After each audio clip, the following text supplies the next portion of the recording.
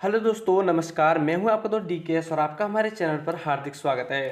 दोस्तों, आज की जो क्लास है बहुत ही ज़्यादा इंपॉर्टेंट है, क्योंकि यहां पर जो हम पढ़ेंगे वह है 10th क्लास का मैथ पढ़ेंगे और यहां पर प्रश्नावली 1.1 यानी कि एक्सरसाइज पहली को पढ़ेंगे, जिसका 1.1 पढ़ेंगे।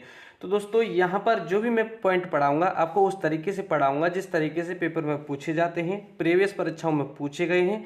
यदि आपने प्रीवियस ईयर के जो एग्जाम हुए हैं उनके प्रश्न पत्र को आपने पढ़ा है तो आपको पता ही होगा कि यहाँ से लगभग सभी प्रश्न पत्रों में प्रश्न पूछा जाता है। यहाँ पर दोस्तों हम जो सरकारी बुक है उसको पढ़ेंगे और यहाँ पर प्राइवेट बुक जो प्राइवेट लिमिटेड जो पब्लिकेशन की बुक हैं उनको भी यहाँ पर हम पढ़ेंगे। तो सबसे पहले हम जो सरकारी किताब है उसके क्वेश्चन आंसर सॉल्व करेंगे। देन उसके पश्चात यदि आप कमेंट में बताएंगे कि आपको प्राइवेट जो छात्र जो हैं प्राइवेट लिमिटेड बुक को सॉल्व करते हैं उसकी भी क्लास आपको पढ़ाई जाएगी। तो यदि आप विज्ञान की क्लास चाहते हैं तो कमेंट में बता सकते हैं, तो विज्ञान की भी क्लास आपके लिए पढ़ाई जाएगी।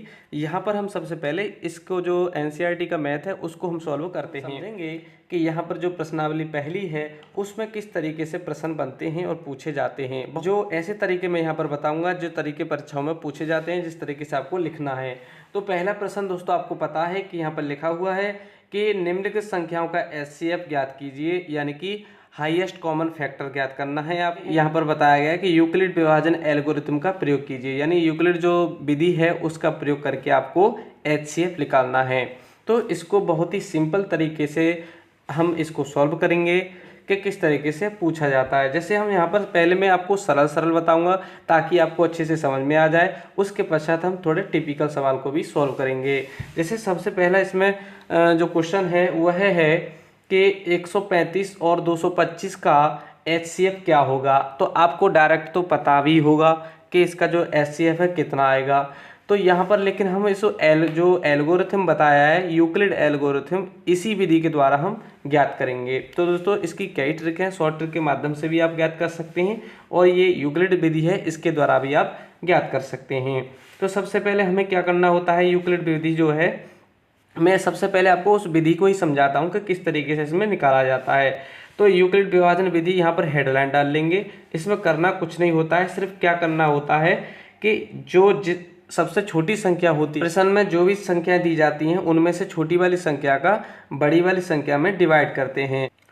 तो छोटी वाली संख्या और बड़ी वाली संख्या से संबंध होता है, छोटी वाली संख्या का बड़ी वाली संख्या में डिवाइड किया जाता है। तो इस तरीके से हम इसको लिखेंगे। जैसे हमने लिखा कि 135 यानी कि 135 लिखा, 135 डिवाइड 225 यानी कि 225। तो इसको हम इस तरीके से लिख लेंगे। लिखने के पश्चात इसमें कुछ स्टेप बहुत ही सरल हैं, कोई स्टेप इसमें कठिन नहीं है। इसमें क्या करना होता है कि जो पहली संख्या होती है उसमें उसका डिवाइड करना होता है। तो यहाँ पर हम इसका एक बार ही जा सकता है, दो बार तो जाएगा नहीं, क्योंकि 100 से 200 हो जाएगा और 35 दूनी 70, 270 ये आएगा, लेकिन यहाँ 225 है। तो हम 135 का एक बार देंगे तो 135 आ जाएगा।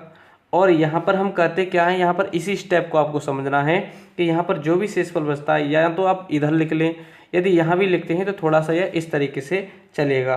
तो यहाँ पर हम लिखेंगे तो कितना बचता है, इसमें से इसको घटाएंगे तो कितना बच जाएगा 0, और यहाँ पर इसमें से इसको घटाएंगे तो 90 जो है शेषफल है। जो शेषफल होता है दोस्तों उसको ही इस तरीके से बना देते हैं। और तो दोस्तों शेषफल कितना बचा, 90 बचा है। अब इसी 90 का डिवाइड इसमें करेंगे, जो शेषफल बचता जाता है उसी का डिवाइड किस में करते हैं, जिसका हमने पहले किया था, इसमें करेंगे 135 में। इसको उतार लेंगे यहाँ, तो 135 हमने लिख लिया, 135 को हम यहाँ लिख लेंगे। अब 135 में भी इसका डिवाइड एक बार जाएगा तो 90 एकम 90 हो जाएगा। तो कितना बचेगा, फिर से हम उसको लिखेंगे, इस तरीके से बना देते हैं। इसको यहाँ उतार लेते हैं जिसका हमने अभी डिवाइड किया है या भाग दिया है, और यहाँ पर जो बचता है उसको उतारेंगे। तो यहाँ पर कितना बचेगा, 45 बचेगा, 45 ही बचेगा, क्योंकि 135 में से 90 गए तो 45 बचा। अब 45 का किस में करेंगे, अब इसी 45 का इसमें करेंगे, जो भी बचता जाता है उसका उसमें करते हैं जिसका हमने पहले भाग दिया है। तो 90 45 दूनी कितना होता है 90। तो यहाँ पर हमें शेषफल कितना बचेगा 0, शेषफल कितना हुआ 0, यानी रिमाइंडर कितना रह गया 0। अब इसको लिखते कैसे हैं, इसका हमें HCF कैसे पता चल गया। तो दोस्तों HCF तो वह संख्या होती है जो पूरा पूरा डिवाइड कर दे, यानी पूरा पूरा कट जाए, यानी दो ये जो शेषफल जीरो बचता है ना, जिस संख्या से जीरो बच जाता है वही उसका क्या होती है, HCF होती है। तो 45 से यह पूरा पूरा डिवाइड हुआ है, तो इसका HCF तो इसका कितना हो गया 45 हो गया।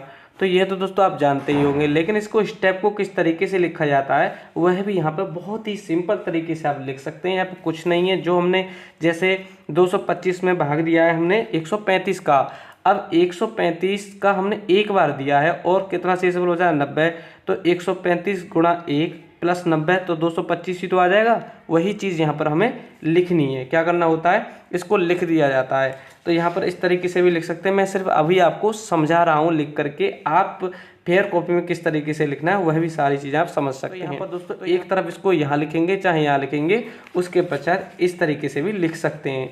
जैसे ये जो 225 है, इस 225 को हम कैसे प्राप्त कर सकते हैं, 135 का 1 में गुणा करेंगे तो हमें कितना मिलेगा, 135 गुणा 1 और प्लस 90, क्योंकि 90 शेष बचा था, क्या बचा था 90 शेष, तो वही 225 आ जाएगा।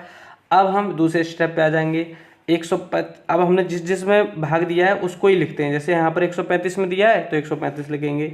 135 हमें कैसे प्राप्त होगा, 135 90 1 90 हो जाएगा और शेषफल 45 बचता है उसको जोड़ देंगे, तो 90 गुणा 1 प्लस का 45 या फिर 45, तो ये हो गया। अब हमने डिवाइड किस में दिया है, 90 में, तो यहाँ पर 90 लिखेंगे और 90 में क्या किया हमने 45 का दिया है, गुणा किया तो 45 गुणा 2 प्लस का 0, तो जिस संख्या से 0 होता है इसी से तो 0 हुआ है, वही हमारा HCF होता है, यानी हाईएस्ट कॉमन फैक्टर, जिसको हम मासा भी कहते हैं शॉर्ट में, और हाईएस्ट कॉमन फैक्टर इसकी फुल फॉर्म होती है। तो HCF इजकल टू कितना हो गया, HCF इजकल टू कितना हो गया 45। इस तरीके से दोस्तों निकाला जाता है। अब हम देखते हैं करना है, यहाँ पर अब हम इसको सॉल्व करते हैं, क्योंकि ये छोटी संख्या है, समझाने में थोड़ा आसान होगा और आपको भी समझने में आसानी होगी। तो चलिए इसको देखते हैं। जैसे यहाँ पर इनमें से छोटी संख्या कौन सी है, 255, तो 867 में 255 का भाग करेंगे, तो 255 को हमने यहाँ लिख लिया है और 867 को यहाँ लिख लिया है। तो 255 चौका तो 800, 200 से 4 बार करेंगे तो 800 हो जाएगा, लेकिन 55 चौका कितना हो जाएगा 220, तो ये तो 1020 पहुँच जाएगा, लेकिन 3 बार देंगे तो सही जाएगा। 3 5 15 हो जाएगा और 3 5 15 1 16 और 3 दूनी 6 1 7। इसका मतलब यहाँ पर हमें कितना बचा, शेष बचेगा उसको यहाँ लिखेंगे, कितना बचेगा 2 बचेंगे, यहाँ पर 0 बचेगा और यहाँ पर 1 बचेगा। अब दोस्तों यहाँ पर क्या करना है, इसमें इसका करना है इसमें। अब जो जिसका हमने पहले दिया था 255 का दिया था, तो 255 में ही देना है इस 102 का।